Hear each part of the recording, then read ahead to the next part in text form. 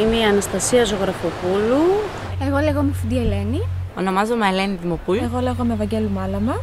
Και βρισκόμαστε στη σχολή του Αριστοτέλη, νυμφαίο της Μίεζας, όπου εδώ πέρα πραγματοποιούμε ένα εκπαιδευτικό πρόγραμμα, εθελοντικά. Το πρόγραμμα λέγεται Ένας περίπατος στο νυμφαίο της Μίεζας. Το πρόγραμμα απευθύνεται σε παιδιά σίγμα τάφ δημοτικού. Σε ένα διάστημα περίπου 2 μηνών φροντίσαμε να έρθουν όλα τα σχολεία του Καλλικρατικού Δήμου. Το πρόγραμμα περιλαμβάνει αρχικά ένα βιντεάκι με τις νύμφες που ήταν σε αυτό το χώρο, γυναικείες θεότητες, βρίσκονταν μέσα στα δέντρα και στη φύση. Στη συνέχεια πραγματοποιούμε ένα θεωρητικό πλαίσιο με διαφάνειες, ένα χορόδραμα στο οποίο μπορούν τα παιδιά να παίξουν ένα θεατρικό. Μία τελετή όπου το παιδί, ένας νεαρός, περνάει από την παιδική στην εφηβική ηλικία. Και στο τέλος κλείνουμε μία ζωγραφιά της νύμφης. Οι αρχαίοι Έλληνες πίστευαν ότι οι νύμφες προστάτευαν τα νεαρά αγόρια και τα βοηθούσαν να περάσουν από την παιδική στην εφηβική τους ηλικία. Οπότε ο χώρος αυτός ορίστηκε κατάλληλος και ιδανικός να διδάξει ο Αριστοτέλης τον νεαρό Αλέξανδρο, ώστε ο Αλέξανδρος να περάσει από την παιδική στην εφηβική του ηλικία.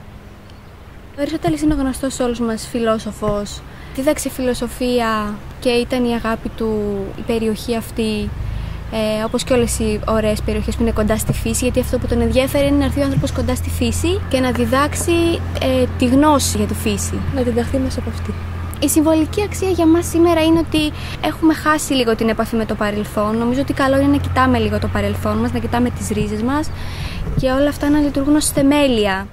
Αυτός ο χώρος επιλέχθηκε καθώς συνηθίζονταν κατά την αρχαιότητα η εκπαιδευτική διαδικασία να διεξάγεται κοντά ή μέσα στα αέρα των θεών. Και όλο αυτό εδώ ονομαζόταν περίπατος.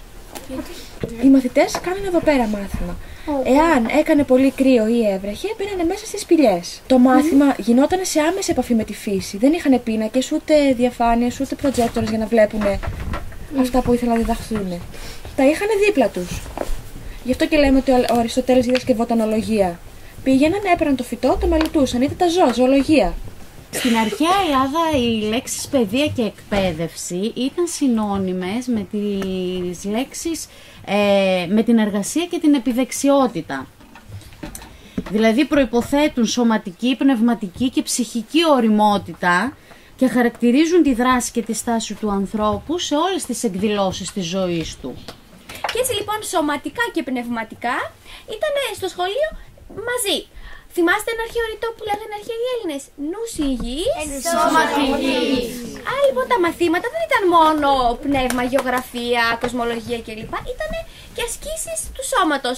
Ο Αλέξανδρος υπήρξε μια μεγάλη προσωπικότητα και μάλιστα το όραμά του ήταν να μπορέσει να ιδρύσει μια αυτοκρατορία η οποία θα εκτείνεται σε όλη την οικουμένη. Γι' αυτό και ονομάστηκε και οικουμενική. Δηλαδή μια κοινωνία όπου θα διοικούν οι άριστοι με νόμους, χωρίς να γίνονται διακρίσεις στη φυλή, στη ράτσα, στο χρώμα, στο φύλο.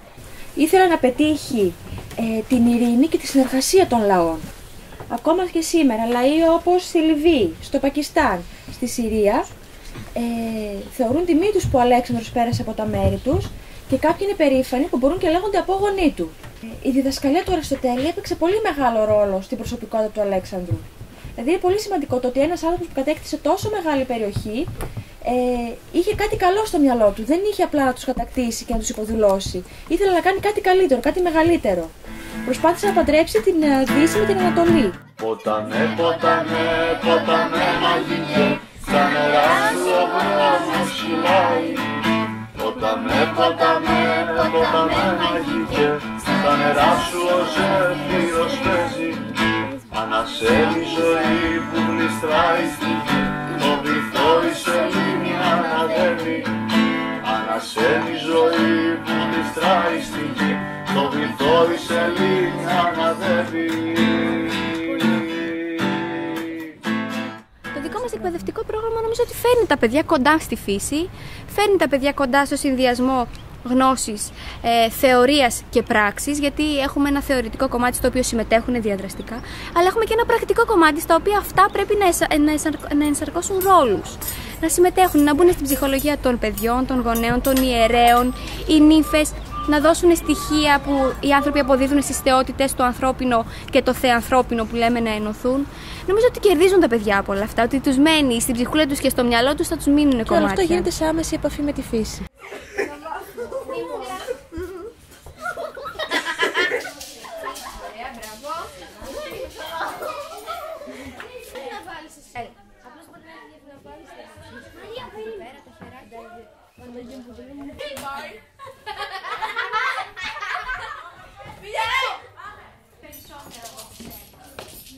Η πομπή είναι οι ιερείς, ο Καλυκλής, η μητέρα του η Στρατονίκη, ο πατέρας του Αριστοφάνης, τα δύο αδέρφια του ο Λύσον και ο Εύηπος και οι υπόλοιποι συγγενείς.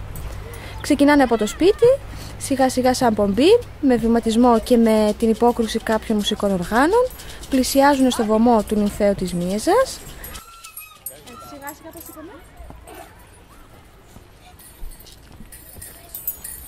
Προσφέρουν τις προσφορές τους, οι ιερείς προσφέρουν τους καρπούς και οι υπόλοιποι προσφέρουν λουλούδια. Ο Καλυκλής προσφέρει τις παιδικές του μπούκλες στον ποταμό Όλγανο ως σημάδι της ενηλικίωσής του και ευχαριστεί τις νύμφες που προστάτευαν στην παιδική του ηλικία. Οι νύμφες που προστάτευαν όλα τα παιδικά μου χρόνια. Ακολουθούν οι προσευχές, όλοι μαζί δίνουν μια ευχή, προσευχή, εύχονται στο Θεό να προστατεύει τον Καλυκλή, εύχονται θετικά στοιχεία για να έχει ο Καλυκλής στη ζωή του.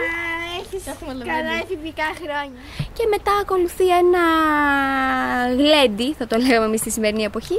Στην ουσία όμως παίζονται παιχνίδια που παίζανε στην αρχαία Ελλάδα, όπως παίζουν με τους Βόλους, ή τα παιδιά παίζουν μυΐδα, τη γνωστή μας τυφλόμυδα. Και νομίζω ότι πραγματικά το διασκεδάζουν και γλεντάνε, ας πούμε, το εθιμοτυπικό αυτό, μέχρι που κουράζονται και εκεί υπάρχει ξεκούραση, κατάκληση των παιδιών, κοιμούνται, για να ξυπνήσουν τότε οι νύμφες, οι γυναικείες αυτές θεότητες, που τραγουδούν και χορεύουν μια μουσική ποτάμια. Ποταμέ μαγικέ, τα νερά σου ο Ζέφυρος παίζει. Εν συνεχεία, μετά το χορό και το τραγούδι των νυμφών, κατά τη διάρκεια μάλλον του χορού, ο Καλυκλής ξυπνάει, βλέπει τις θεότητες αυτές να χορεύουν και να τραγουδούν και εκεί γίνεται ένας διάλογος. Ποιος είστε? Ποτάμαι. Είμαστε οι νύμφες από μένα. Να σε ευχαριστήσουμε για τα δώρα που μας έδωσε. Όπου οι νύμφες παρουσιάζονται και του αναγγέλουν ότι τον προστατεύουν, τον ευχαριστούν για τις προσφορές του. Και μετά, εν συνεχεία, μόλις ξημερώσει και έρθει η μέρα, τρέχουν να κρυφτούν κάτω από ένα ύφασμα μπλε που είναι συμβολικά το ποτάμι.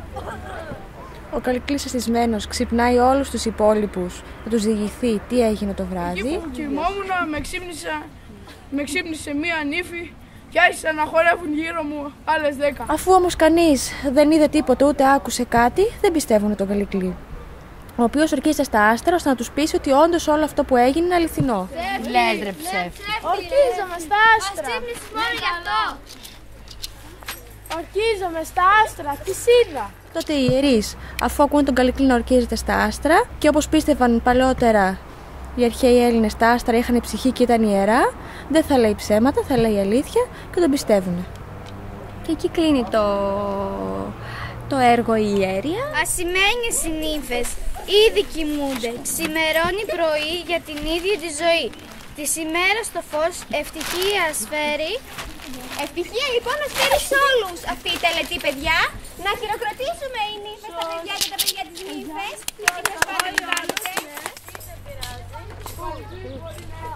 Ονομάζομαι το Ρορή Μαρία και είμαι συντονίστρια στο εκπαιδευτικό πρόγραμμα που υλοποιείται αυτή τη στιγμή στο πολιτιστικό κέντρο και στον αρχαιολογικό χώρο της σχολής. Είναι απαραίτητο να αγαπήσουν οι πολίτες τους αρχαιολογικούς θησαυρούς και νομίζω ότι πρέπει να ξεκινήσουμε από τους νέους ανθρώπους. Είναι πολύ σημαντικό να συνεχιστεί και να γνωρίσει όλη η Ελλάδα και όλοι οι μαθητές το σημαντικό αυτό αρχαιολογικό χώρο Και μέσω διάδρασης, μέσω της τέχνης, του θεάτρου, της ζωγραφικής, του διαλόγου να μαθαίνει για την ιστορία του τόπου. Για μένα η συμμετοχή μου σε αυτό το εθελοντικό πρόγραμμα ήταν σημαντική. Αισθάνθηκα ότι αποκόμισα πολλές εμπειρίες και κυρίως η επαφή μου με τα παιδιά. Νομίζω ότι μια στιγμή που δεν θα την ξεχάσω και που με ικανοποιεί, γιατί το πρόγραμμα είναι εθελοντικό και εμείς θέλαμε να βοηθήσουμε τα παιδιά, ήταν όταν μετά το τέλος του χοροδράματος περάσαμε στη ζωγραφιά. Τα παιδιά πρέπει να ζωγραφίσουν μια νύμφη και να την κάνουν όπως αυτοί το φαντάζονται. Συζητώντας με τον δάσκαλο της τάξης, μου είπε ότι η συγκεκριμένη κοπέλα που την έβαλες να κάνει την ιέρια δεν συμμετέχει, στο σχολείο δεν είναι και δυνατή μαθήτρια, και σήμερα που ήταν πάρα πολύ συμμετοχική, το ευχαριστήθηκε. Ήταν βέβαια με τους δικούς της ρυθμούς, αλλά και εμείς αυτό θέλουμε, τα παιδιά να βάλουν τον εαυτό τους μέσα σε αυτό, να έρθει και να παντρευτεί, να δέσει το θεωρητικό με το πρακτικό κομμάτι και ο εαυτός τους με το ρόλο τους. Και νομίζω ότι αυτό είναι για μένα το καλύτερο. Κάθε παιδί να πάρει κάτι, να κερδίσει κάτι καινούριο και να καταλάβουμε ότι η ζωή και τα πάντα, ναι, είναι η μόρφωση, η γνώση, αλλά είναι και το να δράσω και να έρθω κι εγώ κοντά με τον εαυτό μου και να βγάλω πράγματα, μικρά διαμαντάκια που έχω μέσα μου, να τα βγάλω στην επιφάνεια, να τα δούνε και οι άλλοι.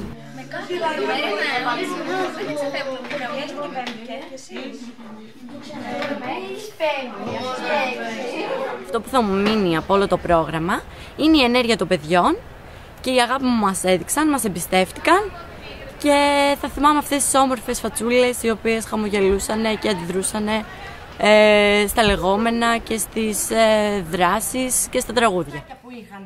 Λοιπόν, από αυτό ξεκινούν 8 ζευγάρια βλαστών. Ο ρόλος του εθελοντισμού θεωρώ πως είναι πολύ σημαντικός. Όλοι, αν έχουμε ελεύθερο χρόνο, έστω και μία ώρα, μπορούμε να την αφιερώσουμε, πόσο μάλλον σε κάτι δημιουργικό όπως είναι το συγκεκριμένο εκπαιδευτικό πρόγραμμα. Νομίζω ότι θα πρέπει να περάσουν όλοι οι νέοι άνθρωποι από το στάδιο του εθελοντισμού. Αυτό θα είναι πολύ καλό για την μετά πορεία τους, είτε την επαγγελματική είτε την προσωπική. Αλλά το σημαντικότερο από όλα είναι ότι πρέπει να υποστηριχτεί το συγκεκριμένο πρόγραμμα και να βρούμε τρόπο να το χρηματοδοτήσουμε, γιατί είναι απαραίτητο οι μαθητές και οι νέοι άνθρωποι να έχουν τουλάχιστον μία φορά επισκεφθεί αυτό το χώρο. Κάθε φορά που τα παιδιά φεύγουν με χαμόγελο, μας χαιρετάνε, μας λένε ευχαριστούμε πολύ, περάσαμε τέλεια. Και κάποια άλλη στιγμή μακάρι να ξανάρθουμε να το ξανακάνουμε, είναι κάτι πολύ ωραίο και μας γεμίζει ευχαρίστηση. Ναι, είναι η επιβράβευσή μας, η ηθική ικανοποίηση. Ποταμέ, ποταμέ μαγικέ, στα νερά σου ο χρόνος κυλάει. Ποταμέ, ποταμέ, ποταμέ μαγικέ, στα νερά σου ο ζέφυρος παίζει. Ανασένει ζωή που γλιστράει στη γη, το βυθό η σελήνη αναδεύει. Ανασένει ζωή που γλιστράει στη γη, το βυθό η σελήνη αναδεύει.